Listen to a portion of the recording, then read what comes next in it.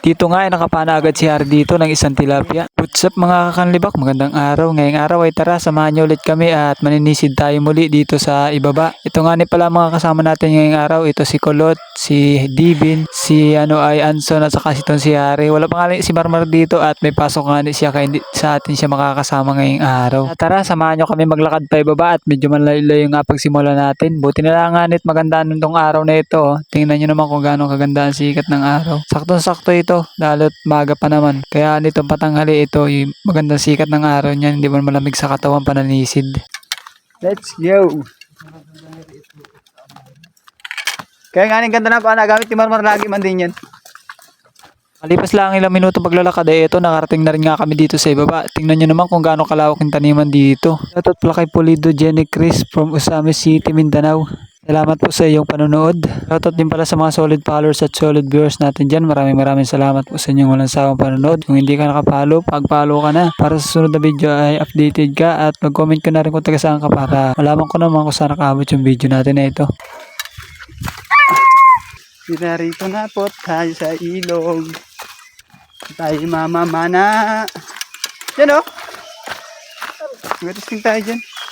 Tuya, hawakan na rin camera tuya. Diyan tayo muna magsimula. Diyan. Dito nga sa unang spot na pinuntahan namin na ito ay wala masyado kaming mahuli ditong hito at napakarami nga ng yabat.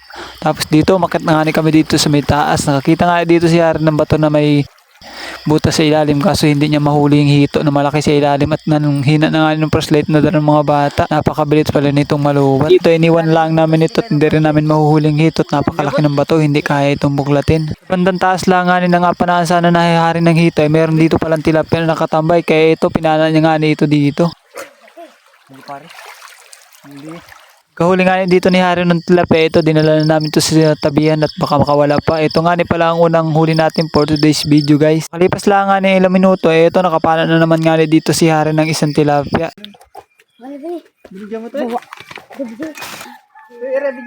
Ito nga sumubok nga ako dito sumisid kahit medyo malabo. Napakarami kasing putik nung ilalim nito kaya napakabilis maglabo. Kaya ito may atirahan nga dito ang isang tilapia. Tingnan natin kung atamain.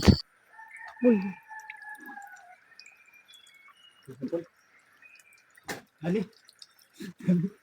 Supula.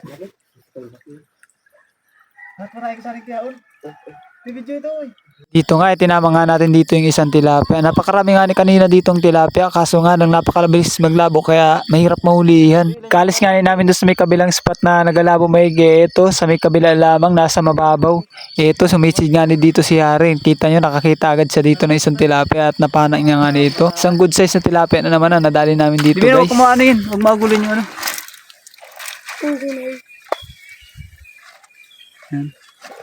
Ito na nga pala guys yung mga nahuli natin dito sa ibaba. Meron maliliit na tilapia at meron ding malalaki na. Gapapana kasi ng mga bata yung mga maliliit na tilapia. Walang patawad yung mga bata kasi excited pag nakakakita ng tilapia. Ito na tayo ng ibang lugar. Pero pwede kayo magaling dyan oh. Ano baka meron yan. Sa CDR eh. Sigurado yan. Hindi ako.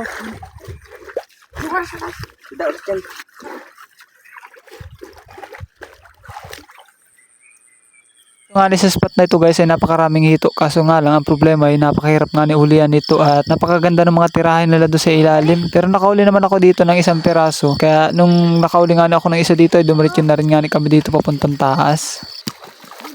Kalipas lang nga ng ilang minuto pagkakit namin dito sa taas ay ito nakapana agad nga dito si Harry ng isang hito. Good size na rin nga ito guys.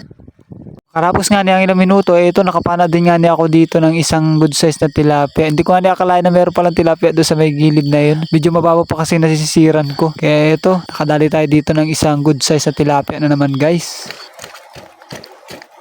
Huwag silip ko yun, doon katagilid.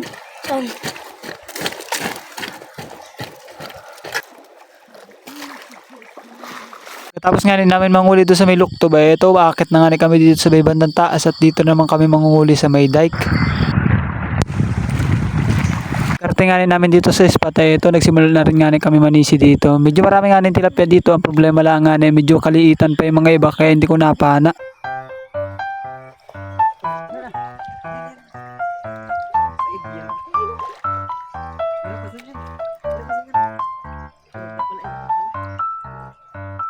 Pagkatapos nga ni namin mamana, ito, umuwi na rin nga ni kami agad dito at nalamig na rin nga ni pati yung kapatid ko dito. At wala nga nitong dalang dami na tuyo. Yung damit na kanina suot ay, naku, binasa naman din yan. Kaya ito, umuwi na rin nga ni agad kami dito at hindi na kami dumiretso doon sa Ilaya pa.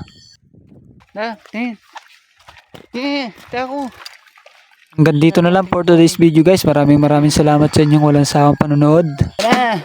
Hindi na masaya. Ang lamig. Lamig!